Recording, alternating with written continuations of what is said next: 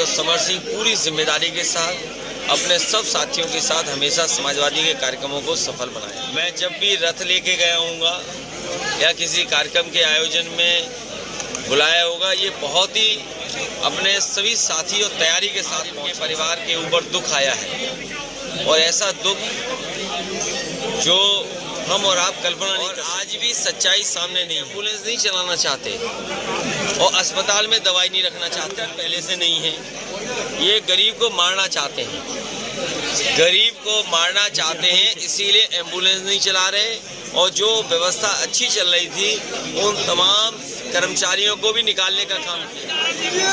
मैं समाजवादी पार्टी का, हमारे समाजवादी पार्टी के साथी समर सिंह बहुत पुराने नेता कार्यकर्ता रहे हैं। इन्होंने समय समय पर समाजवादी पार्टी को मजबूत करने के लिए काम किया है।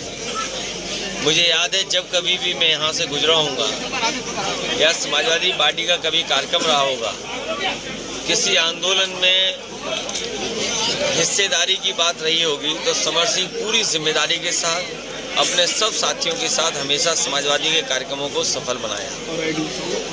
मैं जब भी रथ लेके गया हूँगा या किसी कार्यक्रम के आयोजन में बुलाया होगा, ये बहुत ही अपने सभी साथी और तैयारी के साथ पहुँचे हैं। आज इनके परिवार के ऊपर दुख आया है और ऐसा दुख जो हम और आप कल्पना नहीं कर सकते हैं। परिवार के लोग अभी भी सहमत नहीं हैं कि आगे का इतना होनहार बेटा कैसे खो दिया उन्होंने, और आज भी सच्चाई सामने नहीं है। मैं इन परिवार से जहाँ दुख बांटने आया हूँ, उसको श्रद्धांजलि दी है मैंने, वहीं मैं परिवार के लोगों को भरोसा दिलाता हूँ कि न्याय के लिए अगर कोई विशेष जांच की भी मांग करनी पड़ेगी तो न्याय दिलाने के लिए विशेष जांच करा करके सच्चाई सामने आए, उसके लिए समाजवादी पार्टी इस परिवार के साथ खड़ी दिखाई दे रही है।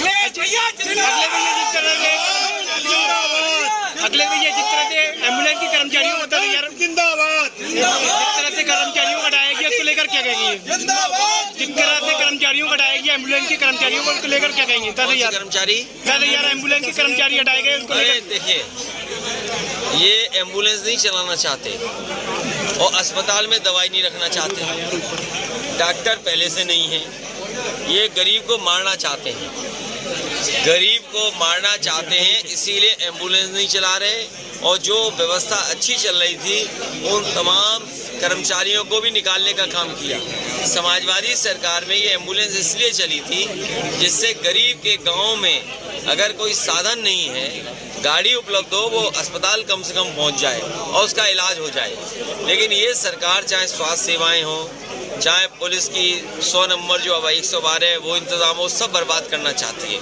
यही जालौन, कालपी, उरई का इलाका है जहाँ बड़े बड़े उद्योगपति आकर के सोलर के प्लांट लगा रहे थे। अब वो सोलर प्लांट कहाँ लग रहे हैं? बड़े पैमाने पे बेरोजगारी बढ़ी है। आज चरम सीमा पर महंगाई है, चरम सीमा पर बेरोजगारी है और न्याय मिल नहीं सकता। अब सोचिए, समर सिंह भटक रहे इतने दिनों में, इन पे झूठे मुकदमे लग गए, जेल हो आए, लेकिन आज भी इनके लिए न्याय नहीं मिल पा रहा है। इस सरकार में न्याय की उम्मीद नहीं कर सकते। आपके बगल में बलवंत सिंह की हत्या हुई, पुलिस ने मार मार करके उसकी जान ले ली। हम लोग मांग कर रहे हैं कि 1 करोड़ रुपए की मदद करो, अभी तक सरकार नहीं मदद कर पा रही है। उस परिवार में उसकी विधवा है, उसका जीवन यापन कैसे होगा? हमारी समाजवादियों की मांग रही, मैं परिवार से मिला हूँ, उसे भी सरकारी नौकरी मिलनी चाहिए, वो सरकार नहीं दे पा रही। का आरक्षण खत्म किया गया। बीजेपी की नियति साफ नहीं है, बीजेपी की नियत आरक्षण विरोधी है। जिस समय आरक्षण जीतेगा बीजेपी अपने आप हार जाएगी और बीजेपी जानबूझ करके उलझा रही है जिससे चुनाव ना हो।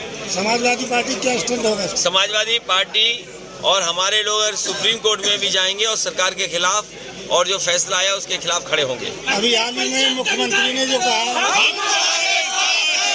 अभी हाल ही में मुख्यमंत्री ने कहा है कि हम आयोग गठन करेंगे और ट्रिपल टेस्ट के आधार पर आरक्षण देंगे। आपको याद होगा अयोध्या में जमीन घोटाला हुआ था, रजिस्ट्री घोटाला, उसमें कमेटी बनाई थी, आयोग बना था, बताओ कमेटी का कुछ सुनवाई हुई है? और जब पहले दिन से विपक्ष इस बात की मांग कर रहा है कि जाति जनगणना हो, कौन जाति कितनी आबादी में है उसकी जानकारी हो, आखिरकार इन्हें रोक कौन रहा है? अब आयोग का गठन क्यों कर रहे हो? आपको जनगणना पहले करनी थी। इनकी नीयत साफ नहीं है कि इन्हें चुनाव नहीं कराना है, इसलिए ये बहाने ढूंढ रहे हैं।